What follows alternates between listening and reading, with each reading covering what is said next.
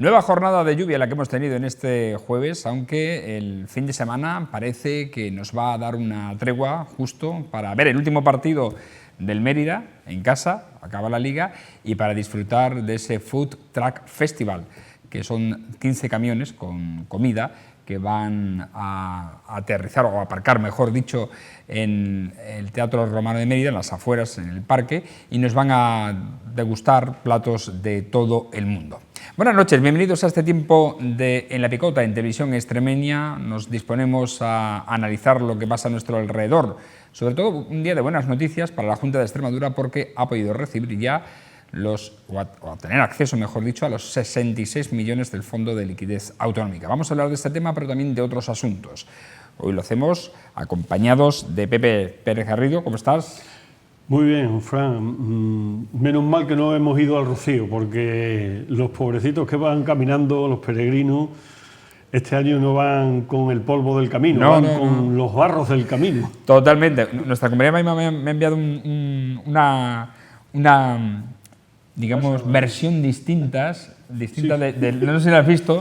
Tengo por WhatsApp del Ave María en versión lluvia, tremenda. José Luis Arellano, ¿cómo está? Buenas noches. Hola, buenas noches. Bien, como siempre, pero hombre, volviendo al tema del Rocío, yo creo que no pasa nada, porque la Virgen del Rocío al final los protegerá. Es decir, que se los van a pasar bien como siempre. Yo creo que sí. Se van a mojar en el camino. Ten en cuenta que a partir de mañana ya prácticamente no va a haber agua y entonces las rejas las saltan en la madrugada del domingo al lunes, el domingo de Pentecostés, pues ya van a tener buen tiempo en esos 3 días. Pero el camino lo han pasado. Pero algún sacrificio tienen que hacer, ¿no? Cuando se va a ese tipo de manifestaciones religiosas, pues bueno, si no hay sacrificio no tiene ningún mérito. Hay que sacrificarse un poquito, ¿no? Antonio Monge, ¿cómo está? Buenas noches. Bueno, buenas noches. Pues muy bien, porque por fin he cobrado la extra. ¡Ah, enhorabuena! Bien, 4 años y medio después. Eso merece aplauso. Ya la tengo gastada, pero bien. ¿Ya has podido pagar Hacienda? No, eso lo voy a dejar para ese momento. Que esperen, ¿no? Que esperen ahora, ¿no? Que esperen ellos ahora, ¿no? Sí, pero pues Hacienda son de los que no suelen esperar. En fin, por cierto, que ya se supone que han empezado ya a devolverle las primeras devoluciones la agencia tributaria de la declaración de la renta de 2015. En fin, no sé si afortunados aquellos que pueden hacerlo. Yo este año la echaré tarde porque me toca pagar. Apurando los plazos, ¿no? Bueno, seguimos hablando de economía porque hoy tanto la consejera de Hacienda y Administración Pública, Pilar Blanco Morales, como los representantes de los distintos grupos parlamentarios han valorado el pago del primer trimestre del Fondo de Liquidez Autonómica que va a recibir la Junta de Extremadura. Son concretamente 66,1 millones de euros.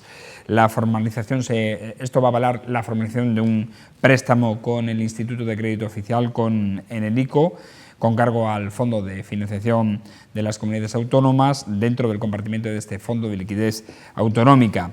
Se va a destinar a amortización de deuda pública, a préstamos que tiene contraída la Junta y al pago de proveedores. Concretamente, un 42,5 millones de euros se van a ingresar directamente en las cuentas de la comunidad para amortizar vencimientos, deudas y préstamos. O sea, la mayor parte se nos va el dinero por ahí. Yo creo que tanto a las comunidades como al Estado, el pago de los intereses de la deuda es tremendo. Son prioritarios. Tremendo, efectivamente.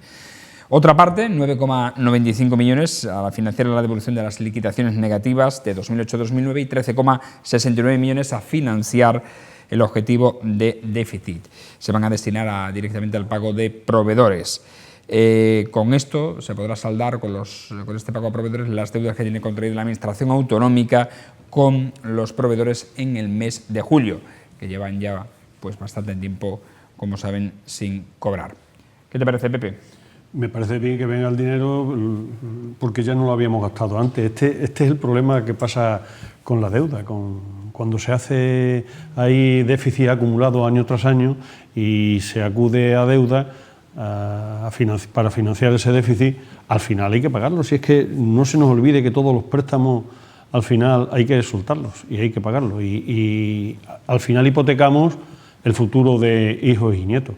Hay que hacer o estudiar un reparto. Primero, que el déficit, antes o después, en un periodo de X años, se elimine y lleguemos al convencimiento de ir a presupuestos equilibrados totalmente, ingresos y gastos, y posteriormente, cuando ya tengamos ese equilibrio, ir poco a poco pagando la deuda a un largo plazo para que sea menos gravoso y que los futuros contribuyentes no sostengan a los antiguos.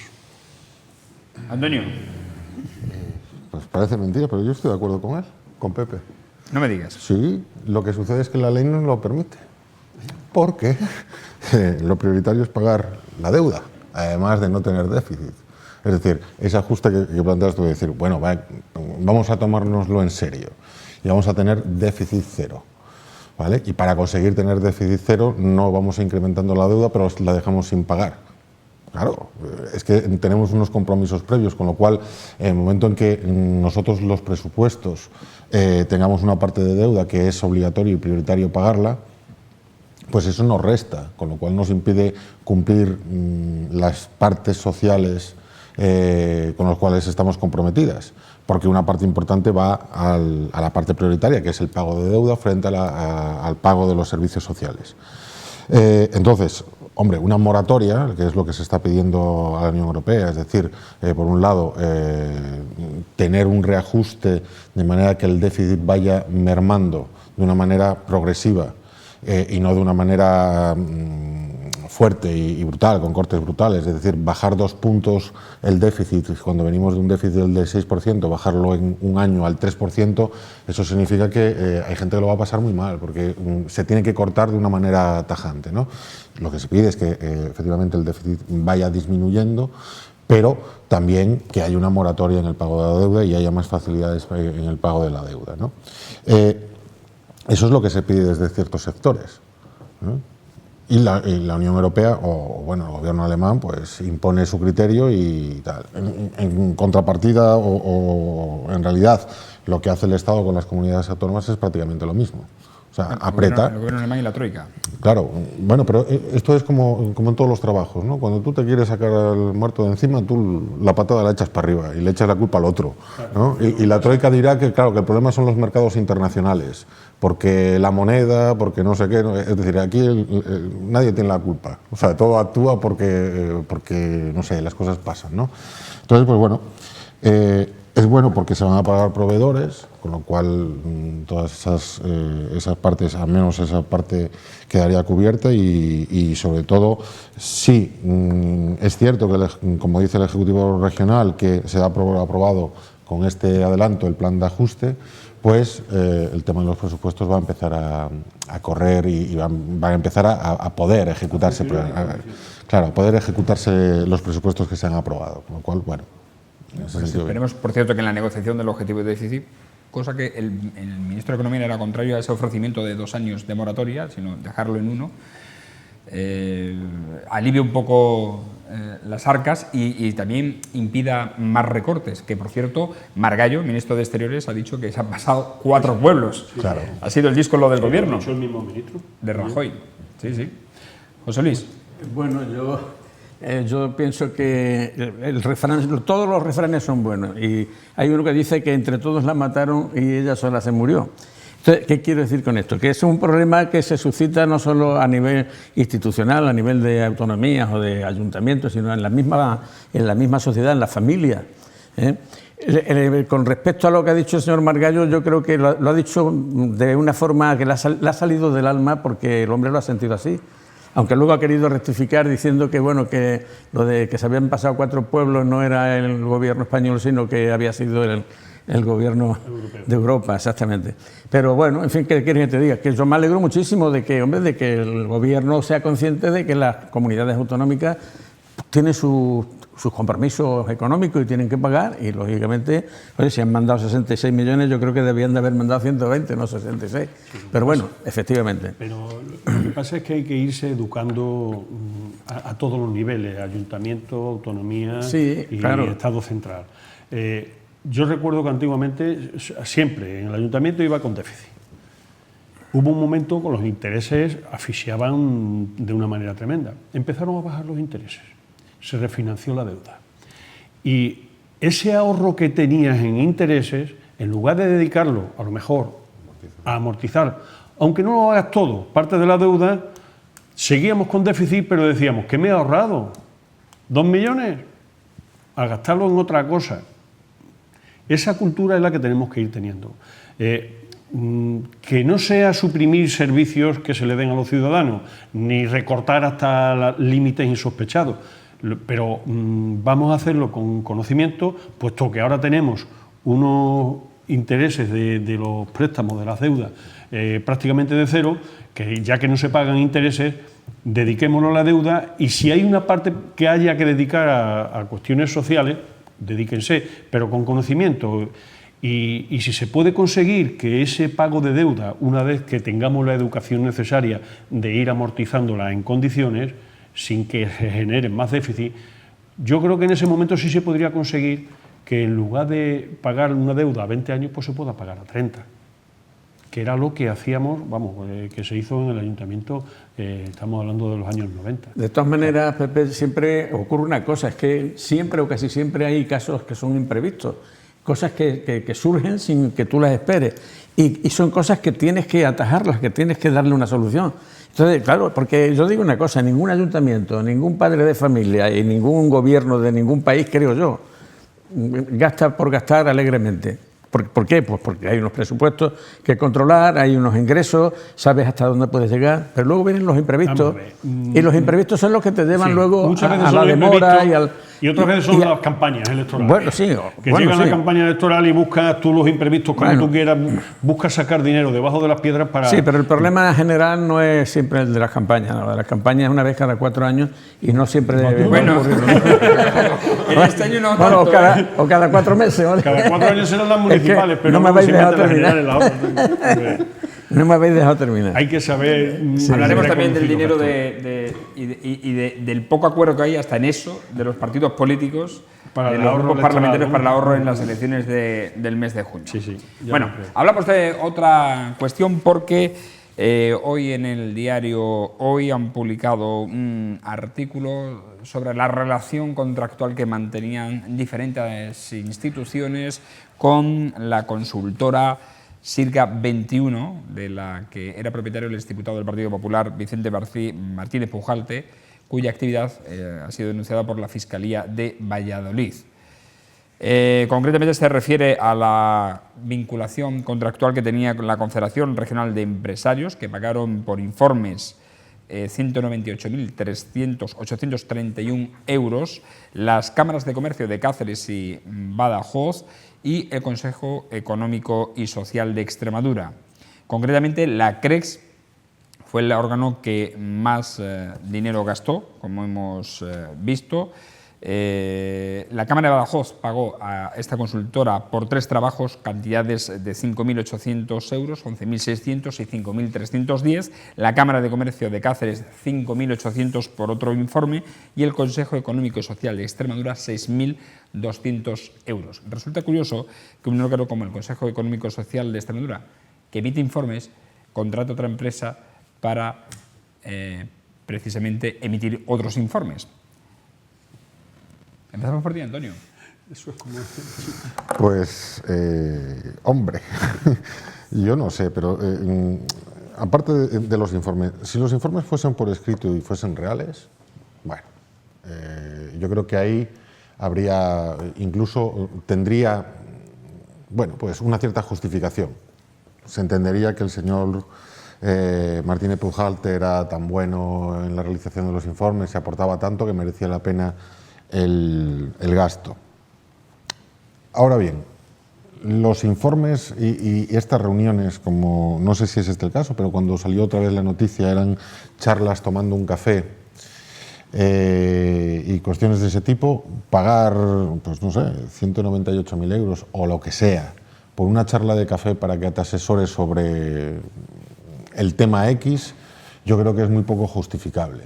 Además, tampoco entiendo muy bien el rendimiento. Incluso en el caso que fuese cierto, que daba ese asesoramiento, incluso en ese caso, ¿no? Y que fuese real el asesoramiento. Pero yo creo que aquí no se está tratando de ver si es un asesoramiento de verdad, sino lo que se está tratando de ver es que si hay algo más por detrás. Es decir, yo creo que en el fondo aquí a lo que huele es a tráfico de influencias o amiguismo o algo raro, ¿no? Porque no es muy normal este tipo al menos yo no lo veo muy normal, ¿no? Todo presuntamente, por supuesto, no vaya a ser que nos acusen de algo, ¿no? Pero que huele algo raro esto. Entonces, yo no sé, a mí en el fondo me gustaría ser como Vicente Martínez Pujalte, sobre todo porque así, cuando me voy a tomar el café con alguien, yo le digo que le asesoro y paga él el café y yo me llevo la pasta. O sea, sería maravilloso. Es decir, debería contarnos el señor Martínez Pujalte cómo hace para conseguir ese tipo de cosas, ¿no? Lo que sucede es que, repito, yo creo que aquí hay algo detrás, que es raro, al menos raro, turbio, ¿no? Acompañado de una senadora. Y yo creo que es raro, es muy raro todo esto. El caso es que son instituciones, no son empresas. Claro, pero... No, lo curioso es eso, que además son instituciones extremeñas. Yo me hago cruces, pero todo el mundo sabía que existían cosas de estas. No este caso concreto, sino en general. Tanto para empresarios, como para centrales sindicales, como para gobiernos, como para administraciones. Con esto de los informes, lo primero que uno se plantea, ¿son necesarios?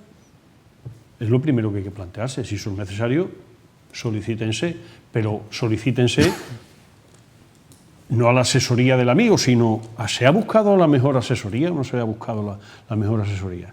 Porque igual lo que han hecho, no digo que sea el caso de estos informes, pueden ser, lo estoy diciendo genéricamente, ¿no?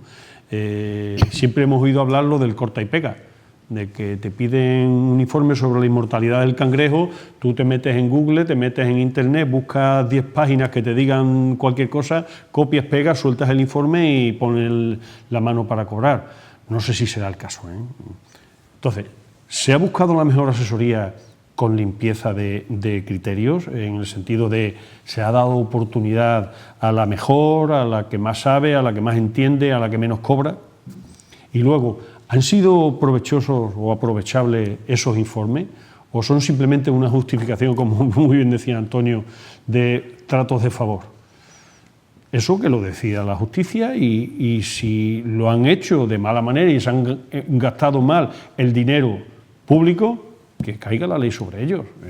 Así de claro.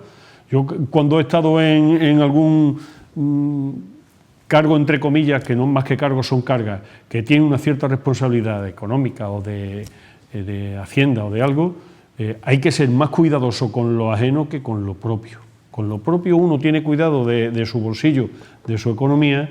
Imagínate lo que hay que hacer con la economía que es pública, que es de todos los ciudadanos. Esto es muy serio y el que la haya hecho, que la pague. Lo he dicho ya en más de una ocasión y lo mantengo. Si está todo bien informado y está todo correcto, pues fenómeno. Que no, que la ley actúe y punto. José Luis. Yo puedo abundar poco en lo que habéis comentado, pero sinceramente me sorprende que este señor Martínez Pujalte sea una persona que se haya implicado en este tipo de historias, porque a mí siempre me ha parecido un hombre serio, responsable, y además incluso se ha permitido el lujo de dar lecciones de moral muchas veces. Entonces me ha extrañado que sea precisamente él el que se haya metido en esta canción. ¿Qué quieres que te diga? Pues yo digo lo que dice Pepe, que me parece correcto, y lo que dice Antonio. Si lo han hecho, que lo paguen. A mí lo que me sorprende realmente es que 3 instituciones tan importantes como las cámaras de comercio, tanto la de Badajoz como la de Cáceres, el Consejo Económico y Social y la Confederación de Empresarios, se hayan metido en una zanja, porque eso es una zanja, meterse a sabiendas de que están haciendo las cosas mal. Porque, hombre, que lo haga un ciudadano de a pie que va por la calle, que no sabe muchas veces cuáles son sus derechos o sus intereses, y se confunda, pues es casi normal. Está dentro de la normalidad, pero que 3 instituciones de la índole de estas instituciones que son tan conocidas, que se hayan metido en ese laberinto, pues sinceramente huele mal. Entonces yo repito lo mismo.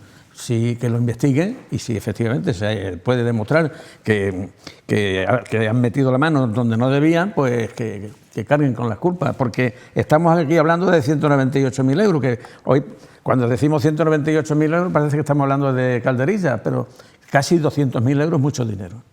Y yo creo que merece un castigo. Si lo han hecho, que lo paguen. Pero yo creo que ahí hay que diferenciar dos cosas y yo creo que tenemos que tenerlo también claro. Uno, los informes son necesarios. Yo por mi trabajo a veces sí que son necesarios. ¿Por qué? Porque tú no tienes una perspectiva amplia de lo que tienes que hacer para realizar determinados trabajos, con lo cual tienes que contratar a expertos.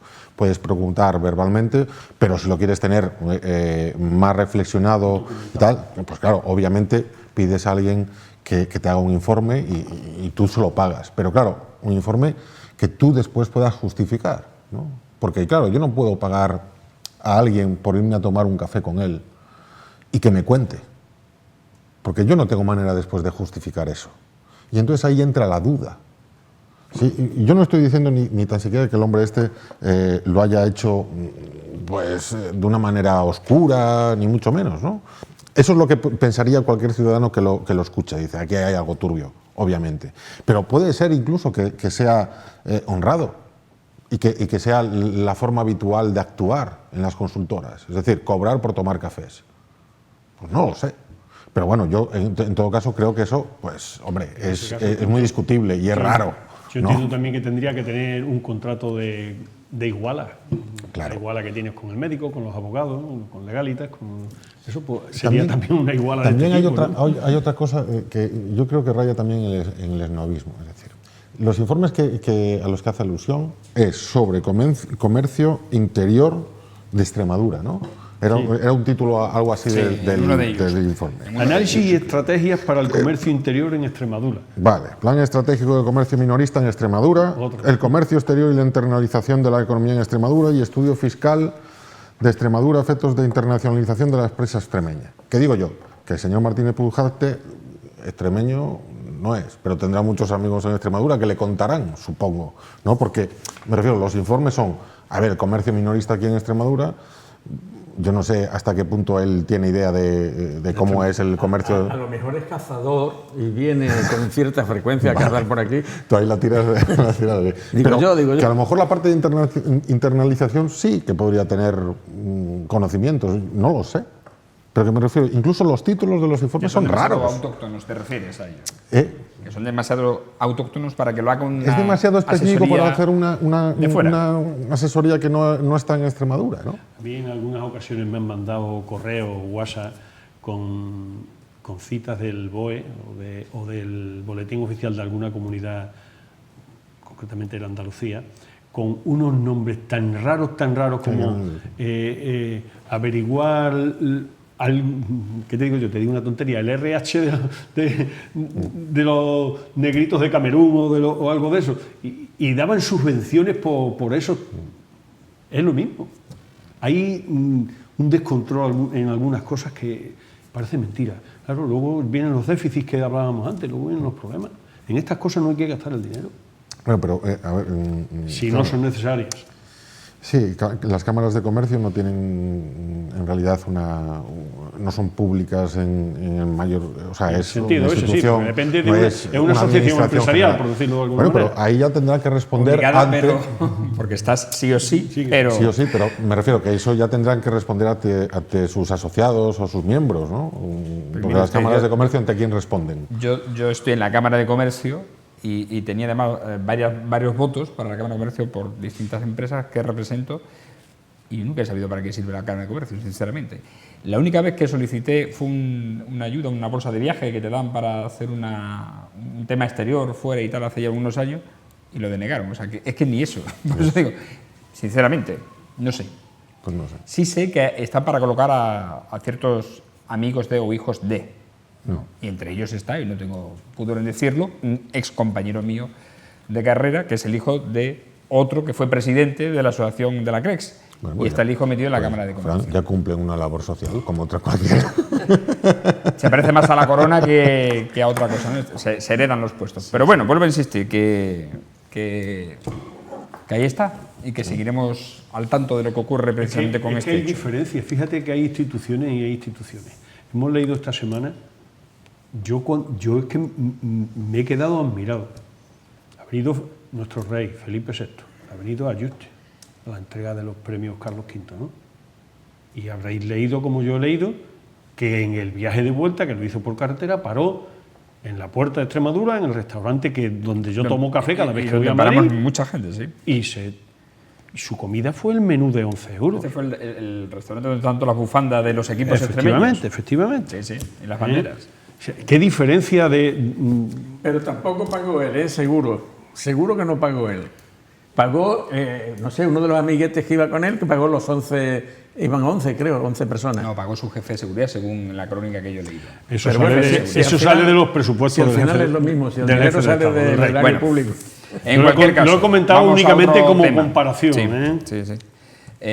Bueno, en eso sí es cierto que no solo hay que serlo, sino parecerlo, ¿no? Claro. Y esa austeridad, desde hace unos años para acá, en dispendios varios se está reduciendo y se están ajustando a... Yo he visto comer a consejeros en menús del día aquí en Mérida en muchos sitios. O sea que, en fin, vamos a hablar de otro tema, como el hecho de las elecciones, que nos tienen muy entretenidos, muy entretenidos de aquí al 26 de junio, porque los partidos no se ponen ni de acuerdo siquiera para reducir los costes electorales del Estado. Sí es cierto que han reducido, o pretenden reducir al menos, sus costes personales, las de los partidos. Concretamente, el Partido Popular y el Partido Socialista van a reducir en un 30% sus campañas electorales. El PP lo hará de 12 millones a 8,4 y el PSOE de 9 a 6,3. Convergencia Democrática de Cataluña, que a mí me sorprende que tenga un presupuesto de 2,2 millones en diciembre, lo va a reducir a 1,6 millones de euros. ¿De dónde saca esta gente el dinero? Bueno, lo quedamos ahí. Se está investigando. Ciudadanos. Lo que deberán a los bancos. Ciudadanos lo hará en un 15%. Bueno, y, por cierto, cuyo tesorero de Convergencia pasó un par de noches en la cárcel, ¿no? Sí. En Chirona. Claro. Y sigue manejando dinero de ese partido. 3%, ¿no? Exacto. El 3% de impuestos. Sí. Lo que pasa es que de ese 3%, muchos de ellos, en lugar de llevárselo al partido, se lo han llevado a su bolsillo. Claro. Ha hecho chorizo doble. Claro. Ciudadanos lo hará en un 15% como máximo, de 3,8 a 3,2 millones, y el PNV en un 10% de 806.000 a 800.000 euros. No tenemos los datos de... Eso no es un 10%, ¿eh? De 810 a 800 no es el 10%. Pues tienes toda la razón del mundo. Es menos. Se quedaría en menos de 800.000. Se quedaría en 720. Exacto. Por ahí, o 30. Sí, es cierto.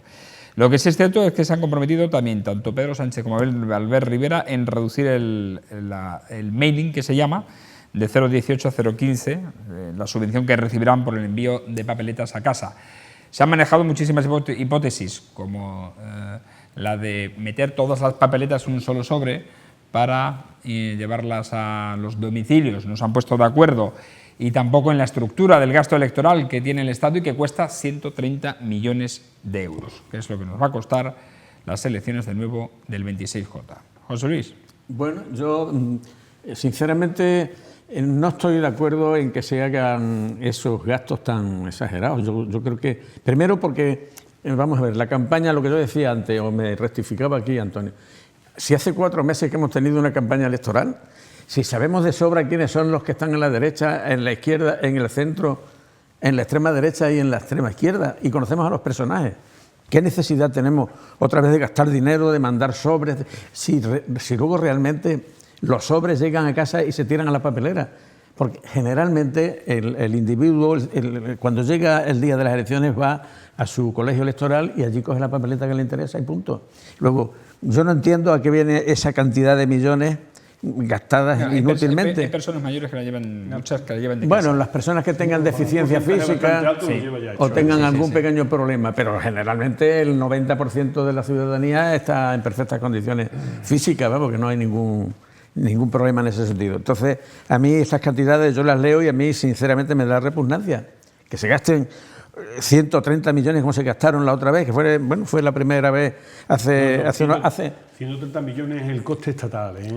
Estatal, sí. No, eso que estamos hablando de los el coste de las elecciones el pasado 20 de diciembre ascendió a 130 millones. Pero ese dinero... Sin contar la campaña de cada partido. Sí, exactamente. Sí. Eso es lo que le cuesta al Estado. Sí, porque me parece una exageración, no sé, un gasto que yo lo veo inútil, porque la gente, vuelvo a repetir, conoce perfectamente a los candidatos, sabe a quién va a votar de sobra, porque vamos, si hay alguno que esté por ahí un poco inalvis, como digo yo, pues cuando llegue la hora de depositar su voto ya sabrá él qué papeleta tiene que coger de allí del colegio. Yo creo que de esos 130 millones se puede rebajar muy poco.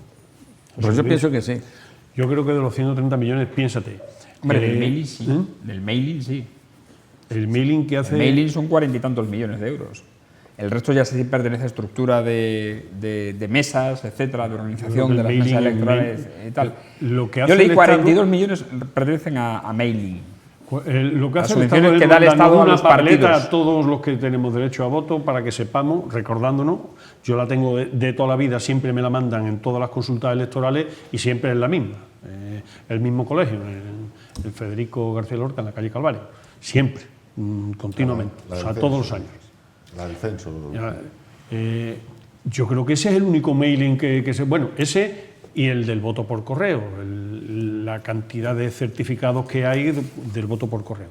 Porque el grueso gordo es pagar a todos los miembros de las mesas electorales. Creo que lo dijimos la semana pasada aquí. A ver, aquí en la crónica pone... El partido de Pedro Sánchez y Albert Rivera, además, se han comprometido a reducir de 0,18 a 0,15 la subvención que ambos recibirán por el envío de papeletas. O sea que sí se les paga a los partidos una subvención recibida. Sí, no, pero eso es un dinero que se le paga a los partidos. Eso es otra cosa. Pero es gasto electoral también, que lo paga el Estado. Sí, no, es que el Estado, lo que se puede rebajar es el Estado le paga a cada partido en función del número de votantes que han tenido y en función del número de diputados o senadores que han obtenido. Y en función de eso, pues eso también se podría reducir, pues eso, además lo apuntaste tú. Porque ahí es donde los partidos recuperan parte de lo que se han gastado en la propaganda electoral.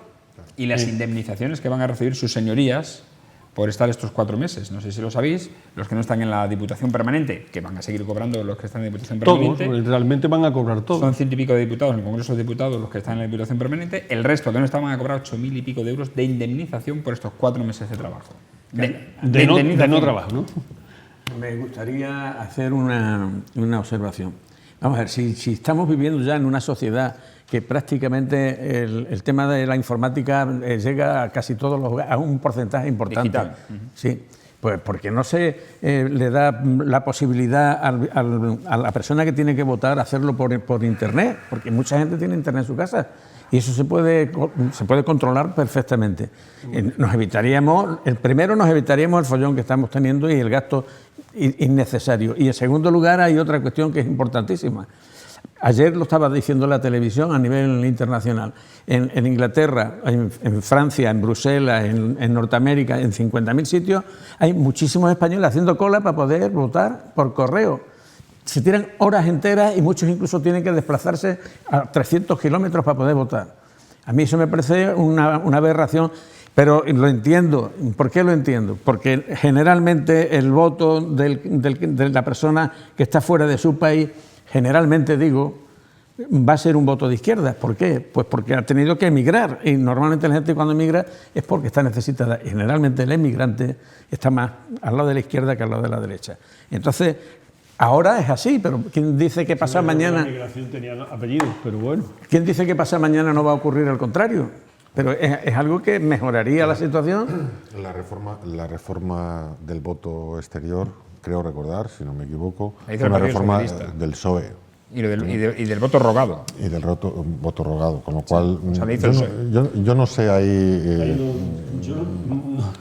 Bueno, pero en cualquier caso, el tema del voto exterior es un tema que es una cuestión que tenemos pendiente, porque sí que hay gente que quiere votar y tiene impedimentos para hacerlo, y yo creo que eso tenemos que ponerlo en nuestro debe. Es decir, una persona que esté en el exterior por cuestiones económicas de trabajo, pues tiene derecho también a votar, y a mí me parecería lo más normal. Lo tiene, pero con dificultades.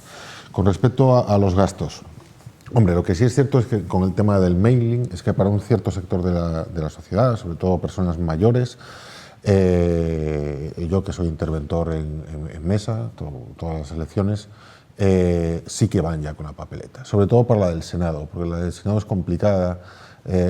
No es que sea complicada, pero hay gente que no lo entiende muy bien, porque te pregunta, ¿y aquí cuántas cruces tengo que poner? Y puedo cambiar una y otra, ¿no? Los partidos lo que hacen con esa publicidad es ya darle su papeleta del Senado ya marcada con cruces, y ahí ya, eso, los abuelos que están ya un poco mayores y tal, pues ya no tienen tantos problemas. No tienen que entrar en la cabina. No tienen que entrar, van directos. Claro, yo creo que el follón principal que se está armando, sobre todo en redes sociales, son estos mensajes, no sé si os ha llegado, de yo no estoy de acuerdo a favor del mailing, ¿no? Hombre, sí que es cierto que es mucho dinero, pero también es cierto que a lo mejor sí cumplen una labor. Y yo no lo tengo tan claro, si hay que eliminar el mailing o no. Lo que es cierto es que ahí también sirven como una presentación de los candidatos y te hacen una breve descripción de las propuestas que tienen, porque te vienen con la foto del candidato y con unas pequeñas reseñas de lo que proponen y todo esto. ¿Que se podría quitar? Pues sí, como todo. Sí, y tampoco pasaría nada. Pero que sea bueno quitarlo yo no lo tengo tan claro. O sea, la relación coste-beneficio que tiene, no sé si es asumible. Obviamente, si vamos a elecciones cada 4 años... ¿Ha cambiado tanto los mensajes de los partidos? ¿O va a cambiar tanto los mensajes de los partidos en 4 meses? No, porque, a ver, el problema principal aquí que tenemos es que las elecciones han sido hace 4 meses. A eso me refiero. Por eso, pero si son 4 años, ¿eso sería asumible? Pues yo creo que sí. Cada 4 meses, pues bueno, nos surge la duda. También, como nos puede surgir, si es necesario las banderolas o si son necesarios las cuñas radiofónicas y todo esto.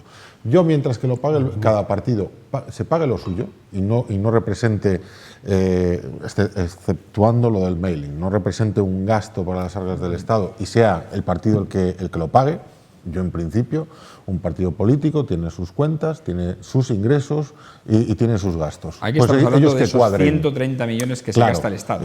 El problema principal está ahí. Es decir, para estas elecciones 4 meses después, 130 millones es necesario, lo que apuntaba Pepe. Es que hay un fijo que es inamovible, porque claro, a los de la mesa cobran, porque son 55, 57 euros, 60 euros, ¿no? Pero alguno podría decir, eso es mucho. No, pero bueno, eso está justificado. ¿Está justificado por qué? Porque tienen que estar... vamos, una vez empieza a las 8 de la mañana y acaba a las 12 si hay suerte. Antonio, lo que no sé si está justificado es que se pague 4 meses después de nuevo a los partidos 21.000 euros por cada diputado obtenido, cuando hace 4 meses que se lo has pagado. Ya, pero ya están gastados. Claro, es que el problema está ahí, es que ya está gastado. Si el problema... De esto no hablamos, si acordáis, el mes de diciembre. No, porque lo vimos normal, cada 4 es normal que se hagan estas cosas.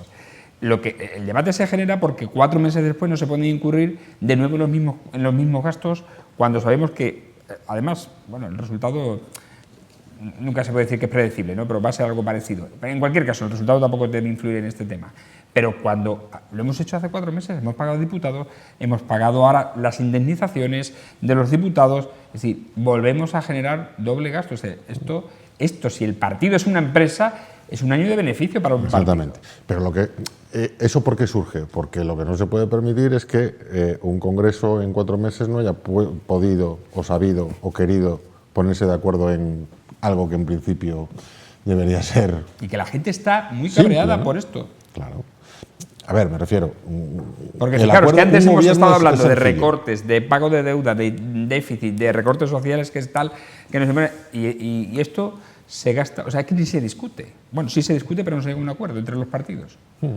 Van a hacer privadamente cada uno lo que quiera, pero la reducción que van a hacer es la particular de ellos.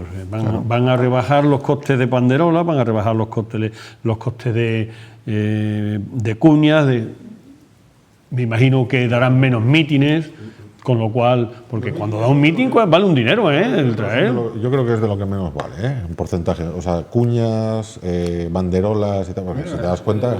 Creo recordar que el Partido Popular, que era el que más gastaba en arrendamientos, porque son esos arrendamientos para mítines, espacio y tal, estaba en 1 millón y pico, 2 millones de euros. El Partido Socialista también estaba en 1 millón y poco. Y el que menos gastaba era Podemos, que se gastaba 300 y pico mil euros en arrendamientos, en alquileres. Estamos hablando de un presupuesto del Partido Popular en las pasadas de 12 millones. 1 millón y poco no representa tanto, porque hay 11 aún para gastar.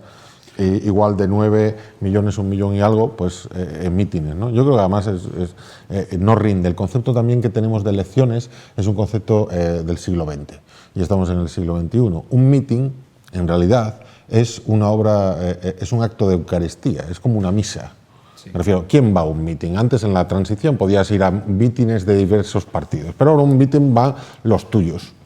Y es para el candidato. Claro, pero se trata de eso. O sea, ¿los mítines sirven realmente para lo que fueron ideados? Yo creo que no, porque ahí tú vas al mítin de tu candidato, tú ya sabes que lo vas a votar y ahí sales contento. No creas, porque al fin y al cabo lo que les insufla es optimismo y adrenalina a sus afiliados, a sus simpatizantes, para que esos sean después los que comuniquen y movilicen al resto. Pues eso, es para que la gente se venga arriba y salga con ganas y con fuerzas y tal, pero no para convencer a alguien que no está convencido. Pero por eso que a lo mejor no hace falta tanta parafernalia en el tema de tal. Sí que hay un modelo, por ejemplo, el modelo americano, que los mítines, excepto las convenciones, que son de masas, los mítines son muy pequeños.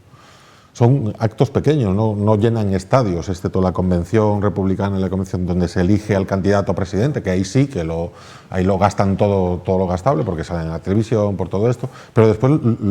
son sus delegados los que van allí. Sí. Claro, pero después los mítines son más pequeños, es decir, puede ser un púlpito o un atril que se pone en la mitad de la calle, se reúnen 10, 20, 30, 50 personas y tú sueltas tu charla a modo de speaker, ¿no? Sí. Entonces, bueno, a lo mejor tienen que cambiar y pensar en ese tipo de cosas. Allí cobran, aquí la hay también indudablemente, pero en Estados Unidos indudablemente son los medios los que... Son los medios donde te gastas la pasta. Claro. Donde los políticos desarrollan su labor, ¿no? En fin, por cierto, que aquí, a nivel local, ya sabemos que la Junta de Gobierno el pasado viernes decidió los lugares donde se van a poner los carteles electorales, que son siempre los mismos, son los 4 o 5 que hay siempre ya tal, y estaban todavía hablando y discutiendo cómo repartir los espacios para las banderolas, puesto que va a coincidir con las banderolas del festival y con otros acontecimientos que necesitan también farolas, y no hay mucho espacio al parecer. Hay un partido aquí que incluso se ha llegado a plantear en no poner banderolas. No sé si al final lo harán o no lo harán. Pues seguro que hay uno que dice poner más farolas. No, farolas hay muchas en las urbanizaciones que están vacías, pero allí no van a ir a poner los carteles, seguro. Y faroles. Y faroles. Y faroleros. Y faroleros. Sí. Y abrazafarolas. Sí. Bueno, hablamos de otras cuestiones, porque vaya la que ha organizado Chimo Puig, ¿eh? Está negociando con Podemos y Compromís en Valencia, lo que desechó ya ayer Pedro Sánchez ante el ofrecimiento de Pablo Iglesias, que es el de concurrir juntos en una lista al Senado.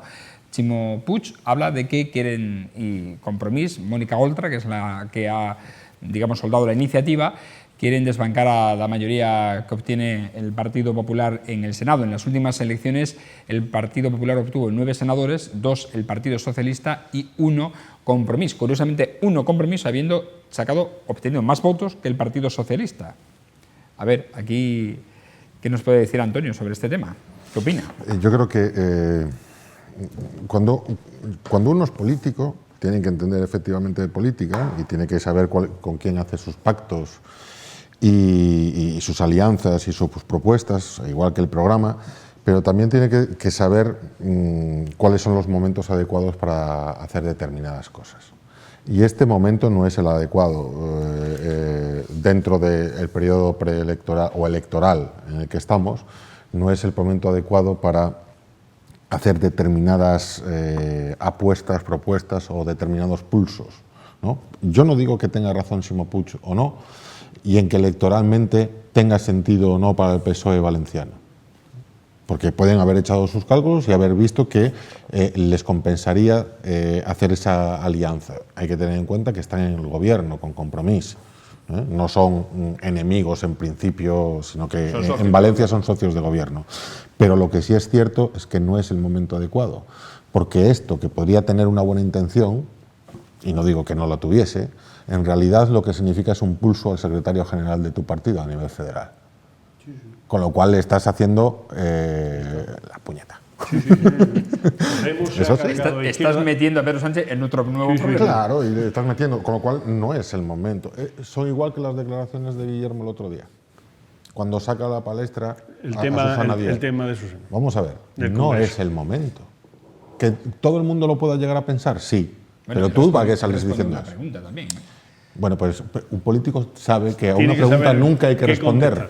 A una pregunta, un político debería saber que a una pregunta nunca hay que responderla, o al menos directamente, y menos diciendo la verdad, ¿no? Esto es el manual clásico, ¿o no es así? Sí, sí, Te preguntan, ¿y tú, Susana? Y dices, hombre, pues no es el momento porque ahora estamos en unas elecciones y ya has contestado. Lo importante son las respuestas, no las preguntas. Ajá. Pepe. No, yo creo que Podemos, con el pacto con Izquierda Unida, va a absorber o va a fagocitar a Izquierda Unida y ahora le está poniendo trabas una tras otra al Partido Socialista, porque es una estrategia. Yo estoy convencido que es una estrategia estudiada por Pablo Iglesias y algunas mentes de Podemos que para eso tienen... Hay que reconocer que de política saben, ¿eh? Al menos de estrategia política. De estrategia. Política. Luego la política que realmente están sacando él y sus socios de otros lados es que es de risa, vamos. Ayer no es Podemos, es de la CUP, pero yo ayer me carcajeaba con bueno, el ahora tema, hablamos de la Ana Gabriel, ¿no? El tema de Ana Gabriel. Por Dios, ¿cómo se le puede ocurrir a una señora decir que es mejor tener hijos en común? Vamos a volver al tiempo de las cavernas, para educarlos a todos y que se eduquen por la tribu. Pero espérate, ¿has terminado con lo de... Sí, no, y con lo otro, lo lo de Ximo Puig, yo creo que es una estrategia para intentar quitar algunos senadores al Partido Popular, pero lo que no se está dando cuenta este señor es que se está cargando al PSOE, que es muy serio, porque yo creo que son muy necesarios Partido Popular y Partido Socialista en España como con fuerza, dos partidos con fuerza, que tengan alternancia, que ya estamos viendo que ahora va a haber algunas incrustaciones, tipo como en Inglaterra, ¿no? Los laboristas, los conservadores, pero estaban los liberales por ahí por el medio. Otras veces son los verdes. En fin. Yo, en este aspecto, tengo que decir que me parece que estamos los tres de acuerdo, por varias razones. La primera, yo digo, si tú perteneces a un partido, tienes que respetar la disciplina de ese partido. Tú no puedes ir por libre, porque si vas por libre, entonces es mejor que no pertenezcas a ningún partido, vas por libre y punto. Eso por ahí. El señor Ximo Puig, yo creo que se ha colado con una entrada doble o triple, porque no se puede hacer lo que ha hecho, porque lo estamos comentando todo, está tirando tierra encima de su partido. Él estará de acuerdo con Podemos, estará gobernando muy a gusto en Valencia, pero a nivel regional, pero en el ámbito nacional, él tiene que respetar al secretario general del partido, que es Pedro Sánchez, y será Pedro Sánchez el que tenga que tomar la determinación de si nos aliamos con vosotros para quitarle senadores al Partido Popular, que yo estoy de acuerdo con esa política, que habría que hacerla. Pero bueno, si hay que hacerla, será el secretario general del partido el que tenga que tomar la determinación. Tú no puedes ir por libre, eso para empezar. Lo que ha comentado Antonio me parece correctísimo. O sea, antes de ayer está aquí Pedro Sánchez, que yo, por cierto, fui a verle. Estuve detrás de él sentado, porque me gustan las charlas del Partido Socialista y fui a verlo. Y Guillermo Fernández Vara estuvo fabuloso, dio un meeting fabuloso, lleno de energía, ilusionante. Y resulta que al día siguiente dice, porque le preguntan que qué le parecería si Susana... ¿Pero qué tiene que ver Susana en este tema? Cállese usted, hombre, por favor. Porque le está usted tirando tierra. Vamos a esperar que terminen las elecciones. Y cuando terminen las elecciones, si perdemos o ganamos o lo que sea, pues se tomarán las determinaciones y el partido será el que tendrá que decir, vamos a hacer un congreso y vamos a ver quién se presenta a las primarias, a ver quién quiere ser presidente o secretario general y punto, pero no adelantes acontecimientos, primero porque estamos en una campaña preelectoral y eso hay que tenerlo en cuenta, porque el enemigo político se va a aprovechar de esa debilidad tuya.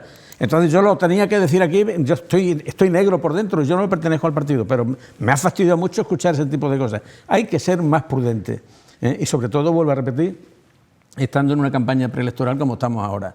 Así es que yo creo que vayan tomando nota, que yo no me he cambiado las chaquetas, yo sigo siendo lo que era y sigo pensando de la misma forma que pensaba, pero hay que ser prudente y sobre todo cuando está en política y se ostentan cargos tan importantes.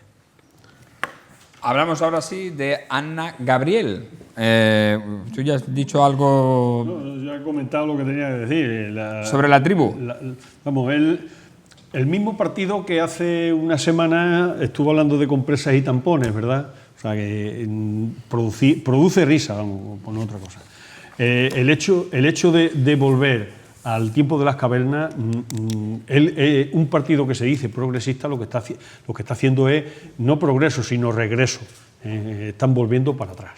O sea, eso de vivir en comunas y que los hijos sean educados por la tribu, menos mal que no ha dicho que también sean fabricados por la tribu, ¿no? Porque ya hubiera sido demasiado, ¿no?